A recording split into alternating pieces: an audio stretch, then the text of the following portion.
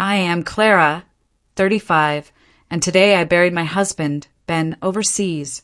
After 30 sleepless hours traveling home, I texted our family group chat. Flight lands at 5 p.m. Can someone pick me up? My brother Mark replied, "We are busy. Try Uber." Mom added, "Why didn't you plan better?" With trembling fingers, I typed, "No worries," while silently collapsing inside. I had no idea that within hours my family would be watching my tragedy unfold on their evening news. Before I continue this story here on Hidden Revenge, let me know where you are watching from in the comments below. Hit like and subscribe if you have ever felt abandoned when you needed someone most.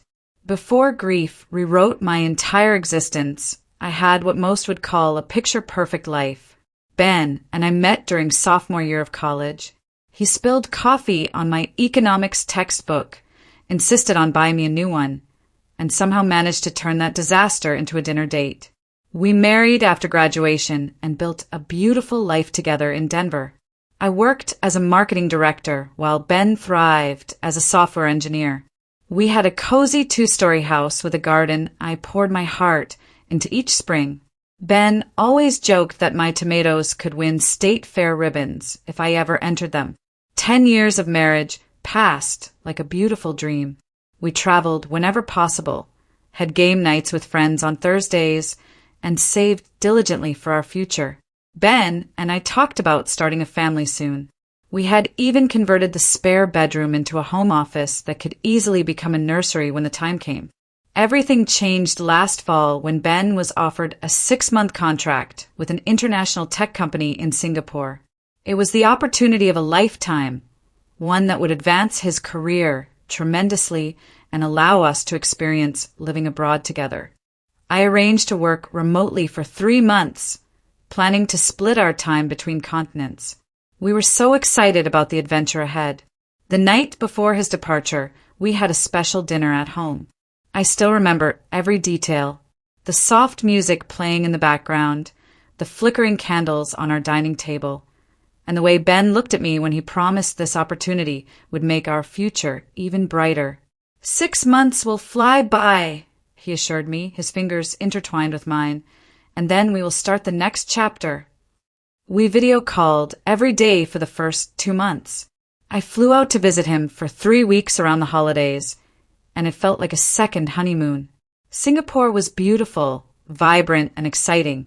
Ben showed me around the city, introduced me to his coworkers, and we explored neighboring islands on weekends. Everything seemed perfect. We even started seriously discussing trying for a baby when his contract ended. Then came the call that shattered my world. I was back in Denver when Ben complained about a severe headache during our morning video chat. "Probably just stress," he said, massaging his temples. "Big project deadline coming up." 8 hours later, his coworker called from Ben's phone. My husband had collapsed during a meeting and been rushed to the hospital. I booked the first available flight, but by the time I arrived, 26 hours later, Ben was already in a coma. Brain aneurysm, the doctors explained. They performed emergency surgery, but the damage was catastrophic. For 5 days, I sat by his hospital bed, holding his hand, talking to him, praying for a miracle that never came. Ben never regained consciousness. He was only 37 years old. The nightmare of dealing with a foreign hospital system alone was overwhelming. Every form was confusing. Every conversation stilted through translation apps or harried hospital interpreters. I called my family back home daily, desperate for emotional support, but our conversations were brief. "We are praying for you," they would say before explaining why they needed to rush off the phone. My mother asked if I had thought to purchase travel insurance. My brother Mark suggested I hire a local service to handle things so I could come home sooner. But I couldn't leave Ben. Not like that. Not in a country where he knew no one but his coworkers. I stayed and handled everything myself. The paperwork for his death certificate took 3 full days and countless office visits. arranging for a burial in Singapore because the costs of transporting his body home were prohibitively expensive, required navigating unfamiliar customs and traditions. The funeral was small, some of his coworkers, a few expats he had befriended, and me. No family, no lifelong friends. My parents said the flight was too expensive on short notice. My brother had critical work obligations. I stood alone as they lowered my husband into the ground, a world away from everyone we loved. The financial strain was crushing. Our insurance covered some expenses, but international policies had limitations I never thought to examine before tragedy struck. I drained our savings and maxed out credit cards to pay for everything. Through it all, I kept updating my family, hoping someone would offer more than just brief condolences or practical suggestions. Looking back, I shouldn't have been surprised by their response to my airport text. My family had always operated this way. When I graduated high school as valedictorian, my parents attended but left immediately after my speech to get my brother to his baseball game. At my college graduation, they arrived late and left early. Even at my wedding, my mother spent more time fussing over Mark bringing the wrong girlfriend than celebrating my marriage. I had spent my entire life accommodating their priorities, making excuses for their behavior, and telling myself that family just had different ways of showing love. Now, standing at my husband's grave on the other side of the world, I finally understood that some people simply do not have the capacity to put others first, even in moments of desperate need. After the funeral, a whole new nightmare began. The Singaporean bureaucracy required multiple certified copies of death certificates, each needing to be authenticated at different government offices spread across the city. I spent 3 days shuttling between buildings in the tropical heat, standing in endless lines and trying to explain my situation through grief-choked words. Each night, I collapsed in our rented apartment, surrounded by Ben's clothes that still smelled like him. On my final morning in Singapore, I visited Ben's grave one last time. The cemetery was peaceful at dawn, birds singing in the lush trees overhead.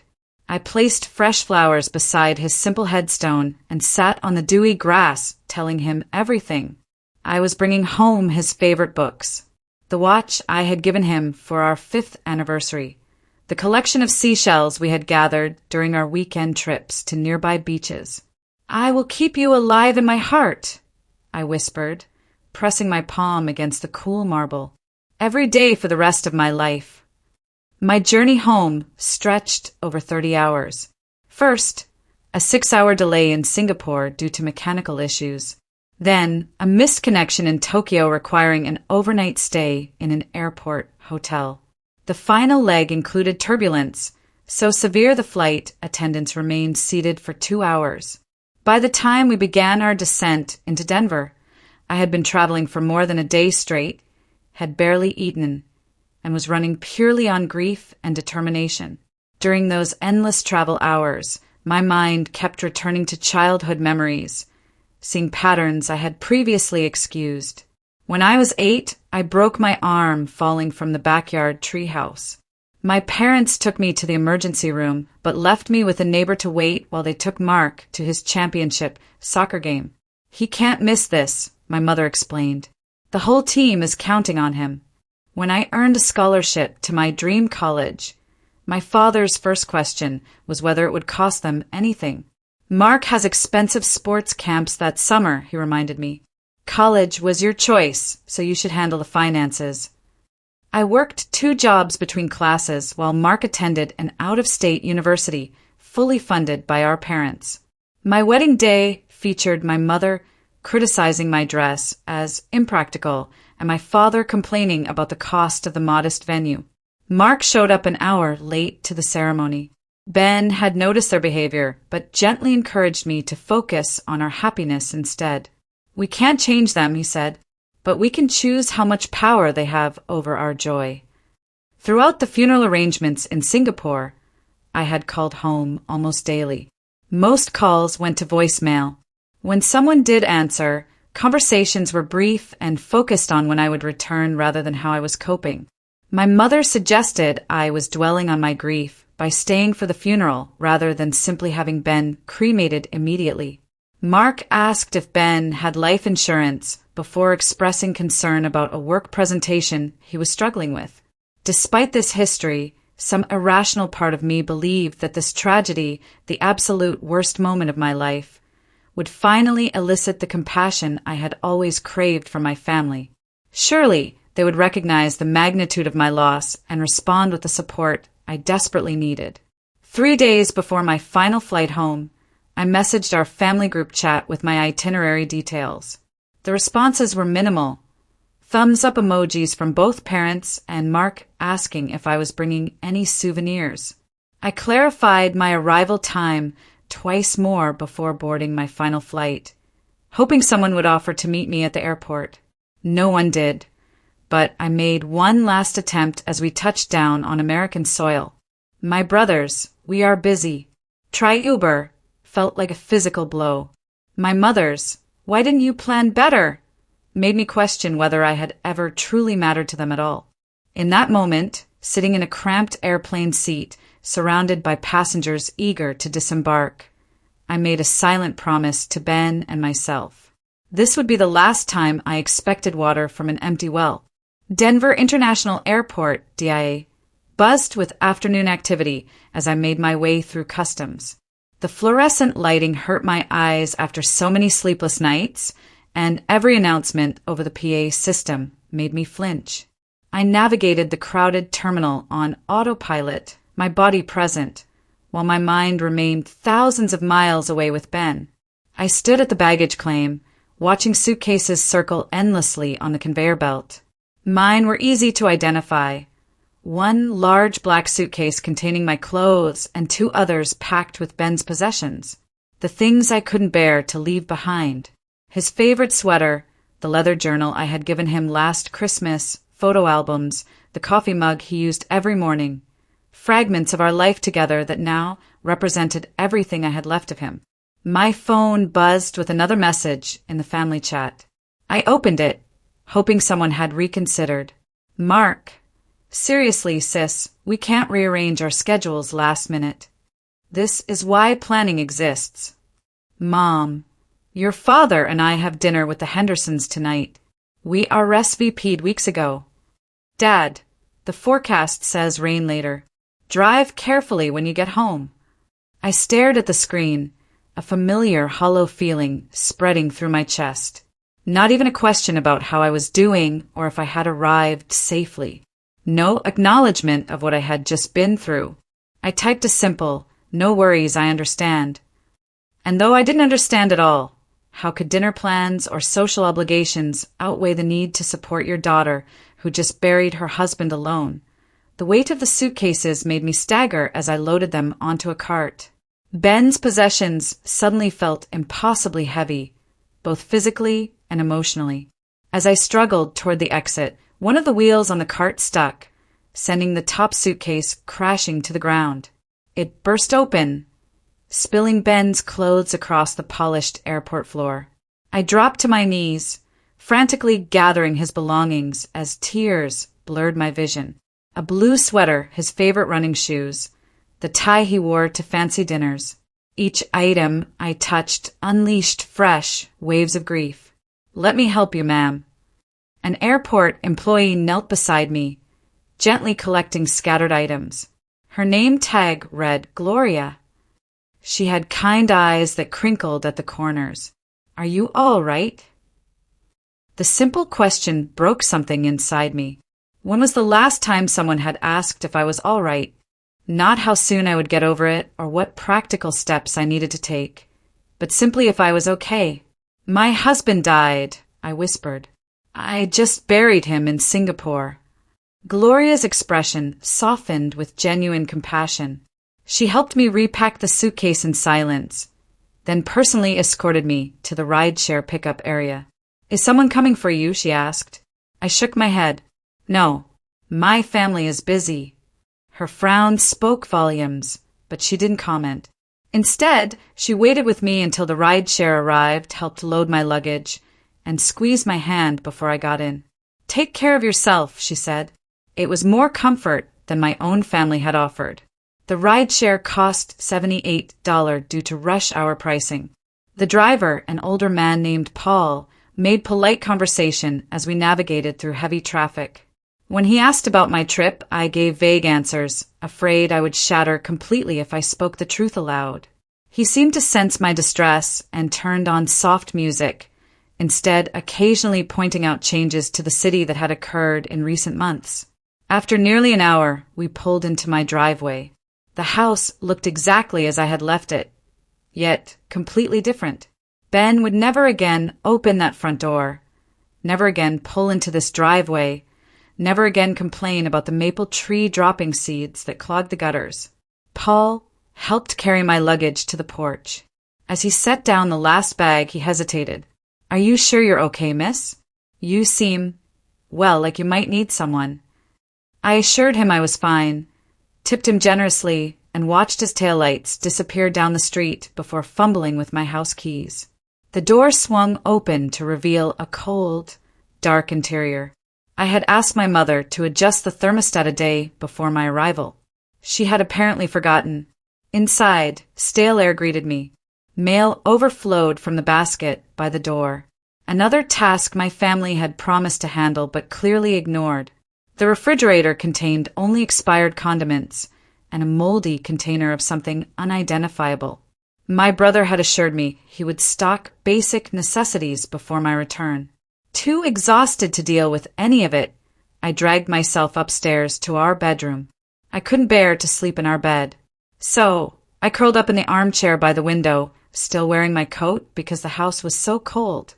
Surrounded by photographs of happier times, I finally allowed myself to break down completely. I woke hours later, disoriented and shivering.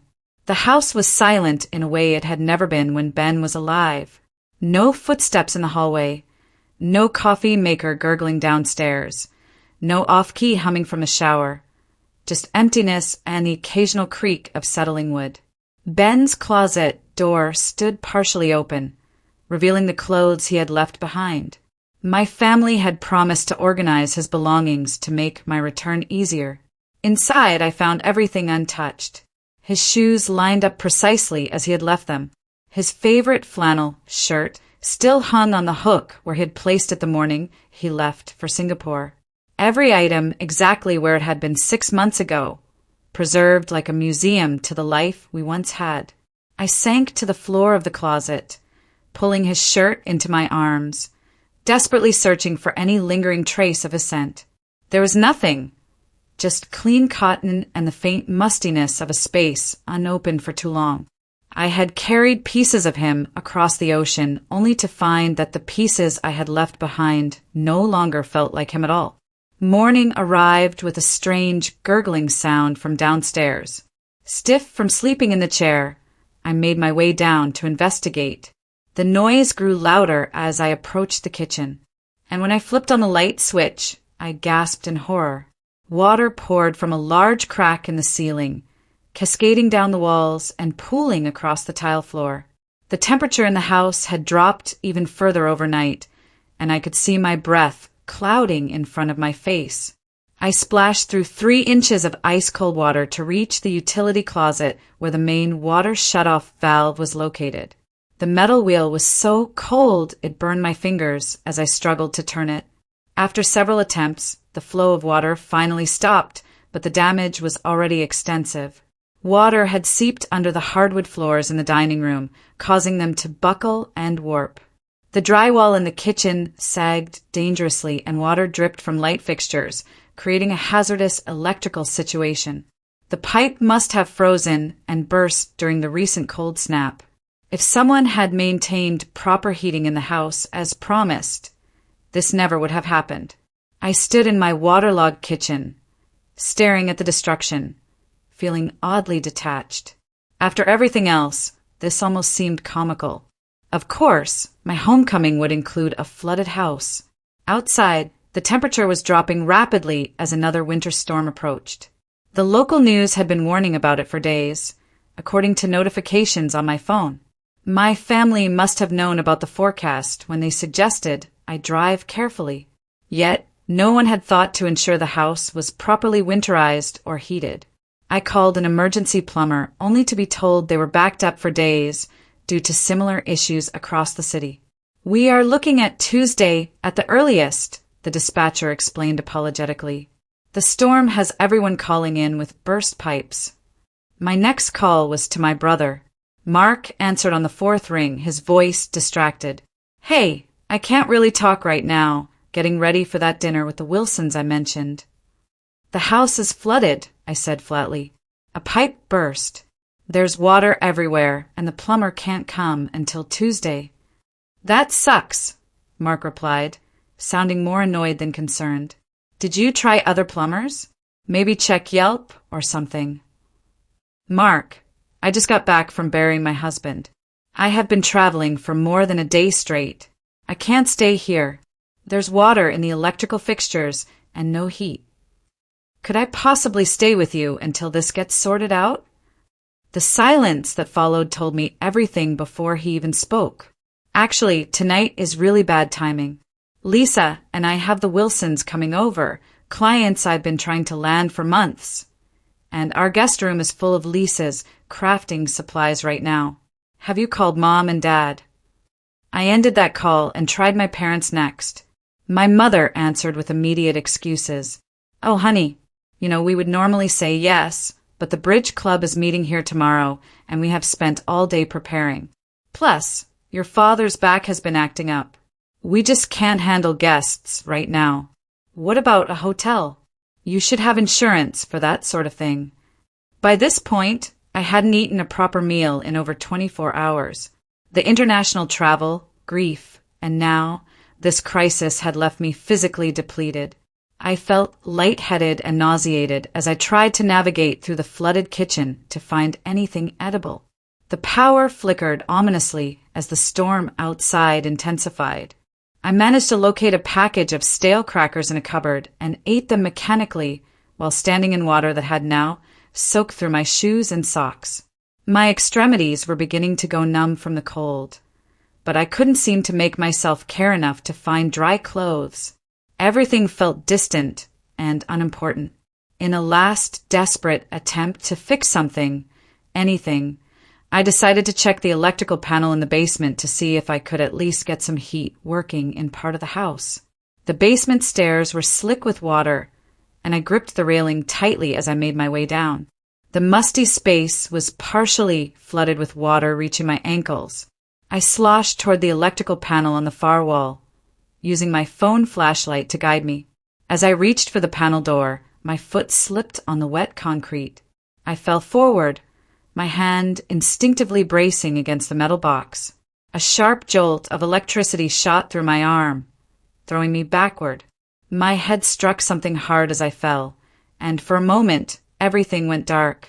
I came to on the basement floor, disoriented and shivering violently. My right arm tingled painfully from the electrical shock, and something warm trickled down the side of my face. When I touched my temple, my fingers came away, red with blood.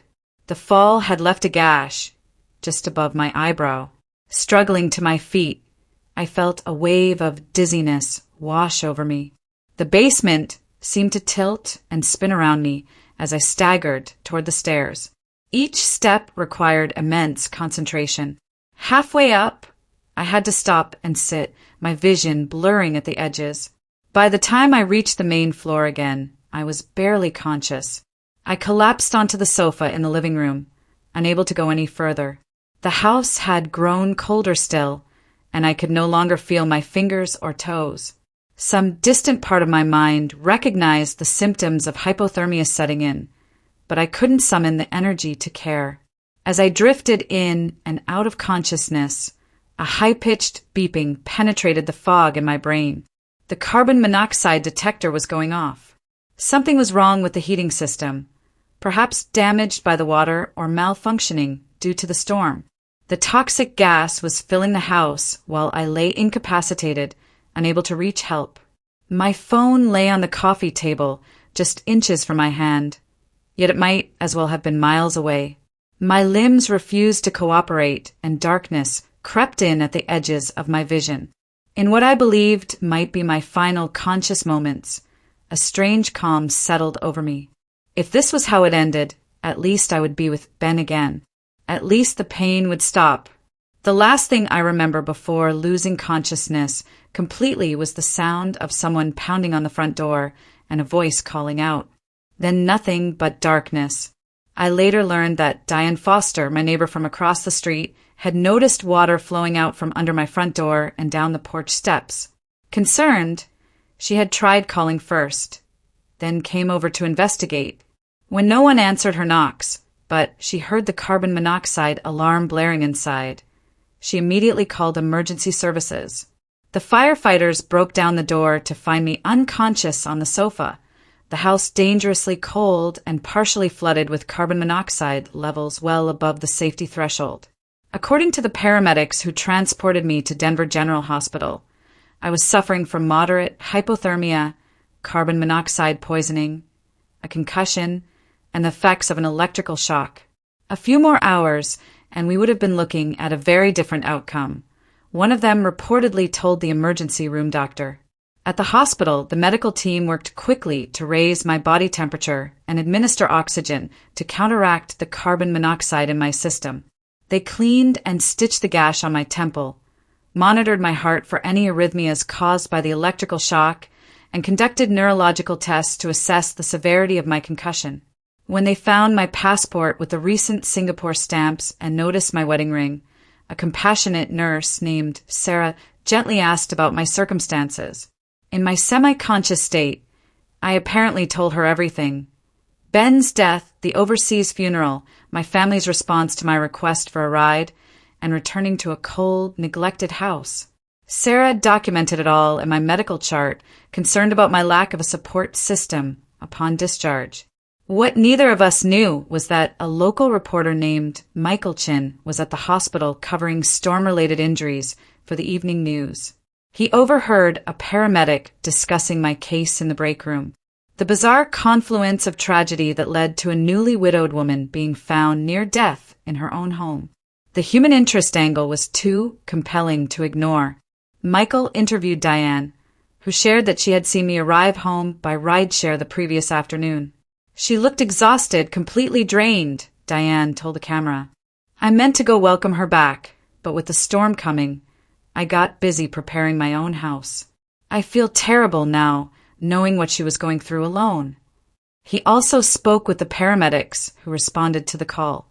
One of them, visibly moved by the situation, shared the text message exchange he had seen on my phone, which was still open to the family group chat when they found me.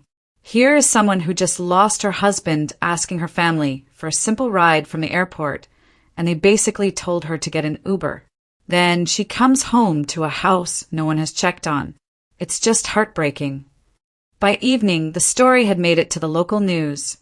Local woman returns from husband's overseas funeral to near tragedy.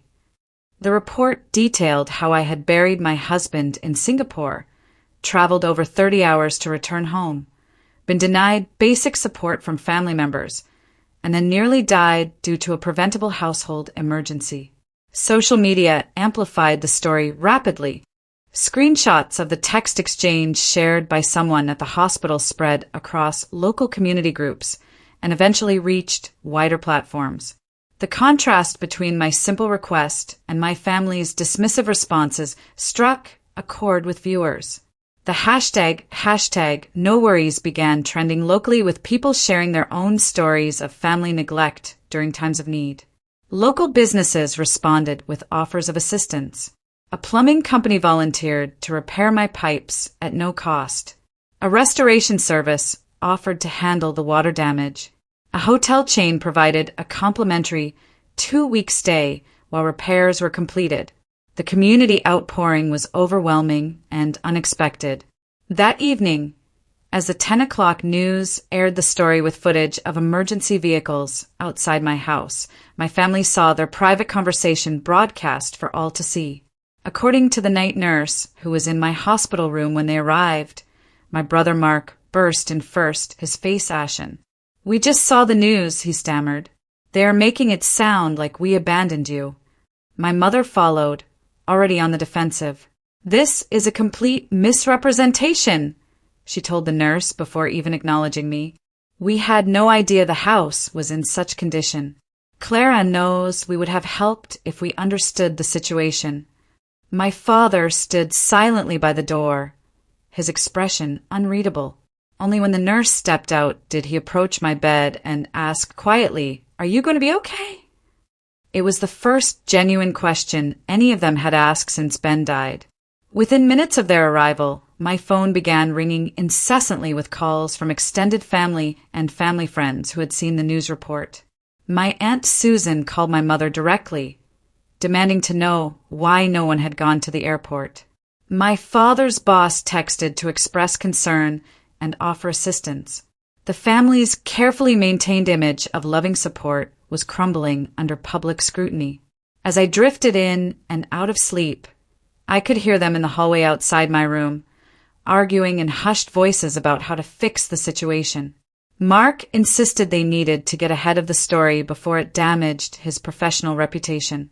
My mother worried about what her bridge club would think.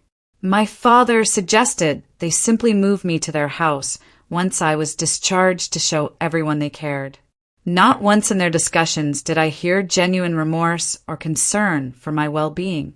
It was all about appearances, damage control, and their own discomfort. Even in this moment of crisis, they could not see beyond themselves. When the hospital social worker arrived to discuss my discharge plan, she brought news that the community support was continuing to grow. A local grief support group had reached out, offering counseling services. A meal delivery service had donated 2 weeks of prepared foods. Several neighbors had volunteered to help with household tasks during my recovery. "You have options," the social worker assured me. "You don't have to go with your family if that's not what you want." It was the first time anyone had acknowledged that I had a choice, that I was not obligated to accept help wrapped in obligation and self-interest simply because it came from blood relatives. As my family hovered anxiously, waiting to implement their damage control plan, I closed my eyes and thought of Ben. He had always encouraged me to stand up for myself with my family. "Your worth is not determined by their ability to see it," he would say. Now, lying in a hospital bed after nearly dying alone in our home, I finally understood what he meant. By morning, my condition had stabilized enough for longer periods of consciousness. The hospital room felt crowded with my family's presence. They had taken shifts through the night, ensuring someone was always visible by my bedside, particularly when hospital staff entered the room. The performance was flawless, yet utterly hollow. Mark sat scrolling through his phone, occasionally glancing up to ask if I needed anything, then returning to what appeared to be damage control on social media. My mother arranged and rearranged the few items on my bedside table, filling the silence with comments about how this whole situation has been blown completely out of proportion. My father stood by the window, periodically sighing and checking his watch. When Dr. Reynolds entered to discuss my condition and discharge plan, my mother immediately transformed, her voice softening as she touched my arm. "We're just so grateful she is all right. We will be taking her home with us. Of course, our family sticks together during difficult times." The doctor nodded professionally while reviewing my chart. "Mrs. Henderson has experienced significant trauma, both physical and emotional. Her recovery will require rest, proper nutrition, warm surroundings, and minimal stress." He looked directly at me, not my mother, as he spoke. "What support system do you have in place, Clara?" Before I could answer, Mark jumped in. "She has us. We are her family. There was just a misunderstanding about her arrival time yesterday, which the media has completely distorted." Dr. Reynolds maintained his professional demeanor. "I see.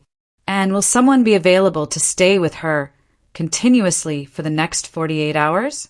The concussion requires monitoring, and she should not be left alone." "Of course," my mother replied smoothly. "We have already prepared the guest room. I can rearrange my schedule to be home." A nurse named Jessica entered with my medication and a breakfast tray.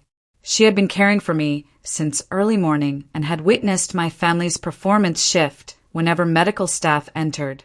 As she checked my vitals, she quietly asked, "Are you comfortable with this plan, Clara?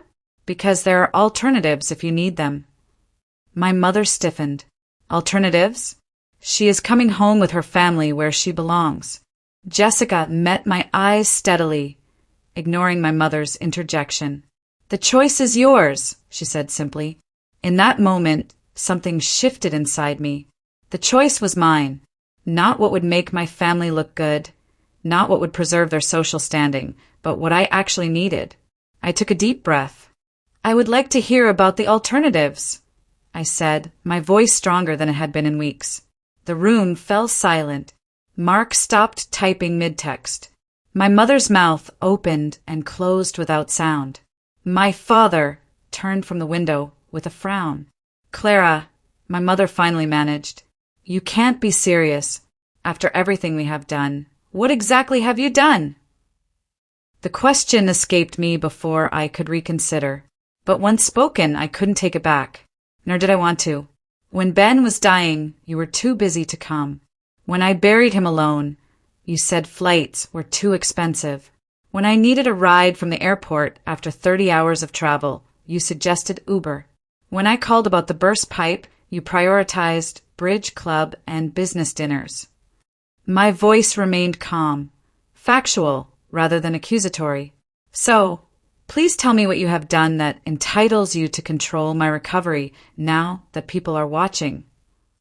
Mark stood abruptly. "That is completely unfair. We didn't know how serious." "You didn't ask," I interrupted. "Not once did any of you ask how I was really doing. Not once did you offer genuine help without excuses attached. You didn't need to see me on the news to know I was grieving and alone. You chose not to see it." My mother's face flushed with indignation. "We have always supported you, Clara. Perhaps not in the exact way you wanted, but families can't drop everything for every crisis. Your expectations are simply unrealistic. Needing a ride from the airport after burying my husband is an unrealistic expectation." I asked quietly, hoping someone might have checked that the heat was working in my house during winter was asking too much. "We are busy people," Mark insisted. "We can't be expected to remember every little detail." "Every little detail," I repeated, letting the words hang in the air, like whether your newly widowed sister might freeze to death in her own home. My father finally spoke, his voice subdued. "Clara, we understand you are upset. Grief can make people say things they don't mean. When you are thinking more clearly, I am thinking more clearly than I have in years," I interrupted. "For the first time, I see our family dynamic without making excuses for it. I see that I have spent my entire life accepting scraps of attention and convincing myself it was a feast." Jessica had remained in the room, quietly arranging my medication. Her presence, somehow, gave me strength to continue. "I don't hate you," I said, looking at each of them in turn. "I don't even blame you for being who you are. But I will no longer pretend that you can give me what I need right now, or that you would even if you could." "So what are you saying?" my mother demanded. "You would rather stay with strangers than your own family?" "I am saying I choose to prioritize my healing over maintaining our family's image. I choose to surround myself with genuine support rather than obligation disguised as care." The social worker, Miss Patel, entered with a folder of information. My family fell silent, aware of how a continued argument might appear. Miss Patel explained the community resources that had been arranged. A 2-week stay at the Aspen Ridge Hotel while my home was repaired, meal delivery services, transportation to medical appointments, and connection to a grief support group that met twice weekly. "Several neighbors have also volunteered to check in regularly," she added. "And the restoration company working on your house has offered to install a security system with remote monitoring to prevent future emergencies." The contrast between this outpouring from strangers and my family's reluctant, image-conscious support could not have been more stark. While my family stared in stunned silence, I accepted the arrangements presented by Miss Patel. "This is ridiculous," Mark finally sputtered. You are choosing random people over your own blood. I looked at my brother, really looked at him, perhaps for the first time. I am choosing kindness over obligation. I am choosing to value myself enough to accept help that comes without conditions or resentment.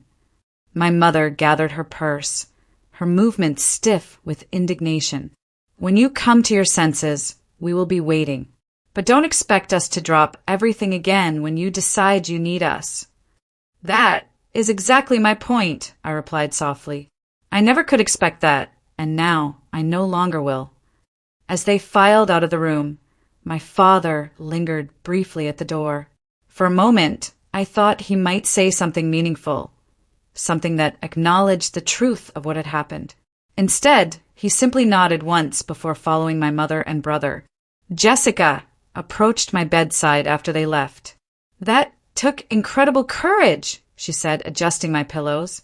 Setting boundaries with family is one of the hardest things to do, especially when you are vulnerable. It doesn't feel like courage, I admitted. It feels like giving up. You are not giving up, she corrected gently. You are giving yourself permission to heal without carrying their emotional baggage too. There is a big difference. That afternoon, representatives from the various community services came to coordinate my discharge plan. The hotel manager assured me that everything was prepared for my arrival. The restoration company showed me photos of the initial work they had done to prevent further damage to my home. The meal service coordinator discussed dietary preferences and delivery schedules. Each interaction reinforced what Jessica had said. This was not about rejecting family. It was about accepting genuine support without having to earn it or apologize for needing it.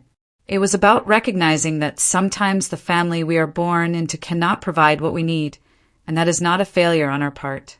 By evening, I was settled in a comfortable suite at the Aspen Ridge Hotel, overlooking the city skyline with the mountains in the distance. The room was warm, the bed soft, and a refrigerator had been stocked with simple, nourishing foods. On the desk sat a potted plant with a card signed by hospital staff who had cared for me. For the first time since Ben died, I felt something besides grief and abandonment. It was not happiness. That seemed impossibly distant still. But perhaps it was the first fragile seedling of peace. I had stood in my truth, honored my needs, and discovered that there was kindness in the world beyond the narrow confines of familial obligation. As I watched the sun set, I whispered to Ben as if he could hear me, I think you would be proud of me today. I finally did what you always said I should. I could almost hear his reply. I have always been proud of you. It was yourself you needed to make proud. 3 months passed in a blur of slow, steady healing. My physical recovery progressed more quickly than expected. The concussion symptoms faded after several weeks of rest. The electrical burn on my hand left only a faint mark that the doctor assured me would eventually disappear completely.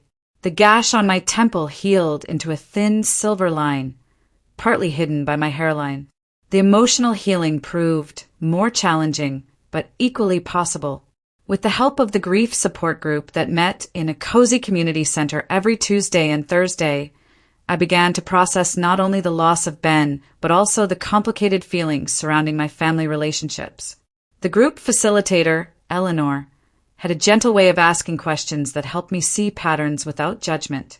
Grief has a way of clarifying what truly matters, Eleanor often said. It strips away pretense and forces us to confront truth, both beautiful and painful. My house's transformation mirrored my internal one. The restoration company not only repaired the water damage, but made improvements I had never considered. They installed a smart thermostat that I could monitor remotely, replaced the aging water heater with an energy-efficient model, and reinforced the plumbing system against future freezing. What began as destruction became an opportunity for renewal. Throughout this process, neighbors I barely knew before became regular fixtures in my life. Diane from across the street brought homemade soup every Sunday. Robert and Thomas from 2 doors down helped reinstall my garden beds when the yard work was completed. Maria, a retired teacher from the end of the block, simply sat with me on difficult days when words were unnecessary, but presence was essential. My family maintained a careful distance. Occasional text messages arrived, superficially pleasant, but lacking any acknowledgement of our hospital room confrontation. My mother sent a generic "thinking of you" card signed by all three of them. Mark called once, ostensibly to check on me, but really to mention that his clients had seen the news story and he wanted to clarify any misconceptions. My father sent an email with links to home insurance information, his only concession that anything significant had happened. I responded politely but briefly to each contact, no longer expecting deeper connection or understanding. The boundary I had established in the hospital remained firm, not as a punishment, but as protection for my healing heart. I could not afford to deplete my limited emotional resources on relationships that consistently took more than they gave. 6 months after Ben's death, I established the Ben Henderson Memorial Scholarship for International Education at our alma mater. Using the life insurance funds that had finally been processed, I created an endowment that would help students study abroad with emergency support systems in place. The scholarship specifically covered emergency travel for family members and contingency funds for unexpected situations, exactly what I had lacked when crisis struck halfway around the world. Working on the scholarship details gave me purpose during the darkest hours of grief. Each provision I included reflected a lesson learned through painful experience. Each safeguard represented a hardship that future students and their families might be spared. Ben had always valued education and opportunity. This felt like the perfect way to honor his memory while transforming my pain into something meaningful. On what would have been our 11th anniversary, I hosted a small gathering at my rebuilt home to announce the scholarship's first recipient. Close friends who had supported me through everything joined the celebration, along with new friends made during my recovery journey. My family received invitations, but sent regrets, citing prior commitments. As I presented the scholarship certificate to Angela, a bright-eyed junior planning to study in Japan, I felt Ben's presence more strongly than I had since his death. Not as a ghost or supernatural visitation, but as the enduring impact of the love we had shared. His influence remained in how I approached challenges, in my capacity for resilience, and in my ability to create meaning from suffering. This scholarship exists because of a great love and a profound loss, I told the small audience gathered in my living room, but also because of an unexpected lesson that family can be found in the most surprising places, formed not necessarily by blood, but by who shows up when showing up matters most. The following week, I received a letter from my father, an actual handwritten letter, something I had never received from him before. Unlike the superficial communications of previous months, this one contained something rare: reflection. "I have been thinking about what happened after you returned from Singapore," he wrote. "While your mother and brother may never see it clearly, I want you to know that I recognize our failure, not just in the practical matters of airport rides and house maintenance, but in the deeper obligation to provide comfort during your darkest hours. I have no excuses to offer, only a late and insufficient acknowledgement.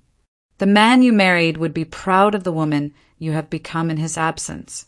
Perhaps someday, if you are willing, we might find a way forward, not as we were, but as we could be." I did not respond immediately.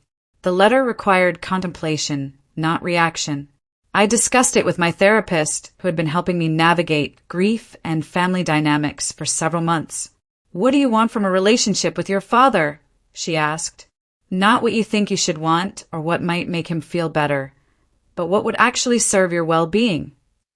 The question stayed with me for days. Eventually, I wrote back with boundaries and expectations clearly stated. I expressed willingness for occasional lunches, just the two of us, with the understanding that these meetings were exploratory, not obligatory. I would not be returning to family gatherings or holiday celebrations in the immediate future. Any relationship moving forward would be based on mutual respect and genuine connection, not performance or obligation.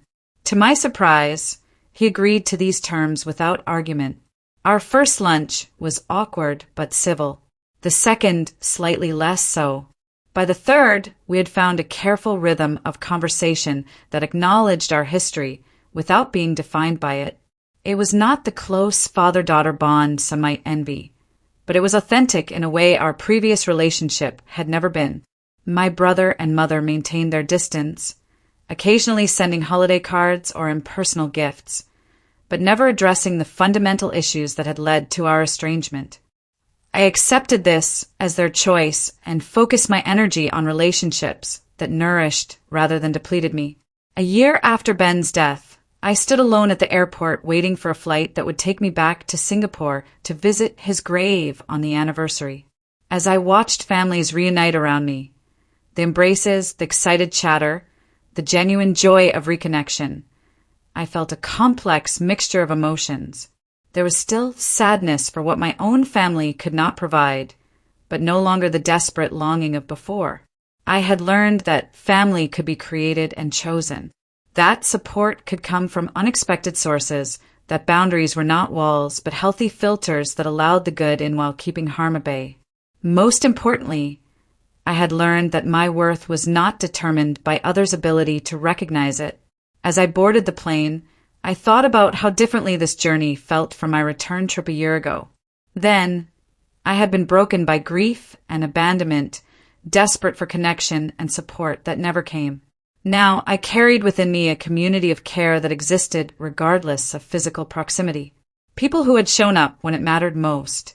People who continued to show up day after day in ways both large and small. The greatest lesson from that terrible homecoming was not about my family's failures or the painful consequences that followed. It was about the remarkable capacity of human beings to step forward and hold space for each other's pain. About the healing power of being truly seen in your darkest moments. About the family we create when the one we were born into cannot meet our needs. If you have ever felt abandoned when you needed support most, please know that you are not alone. Your worth is not determined by others' capacity to recognize it.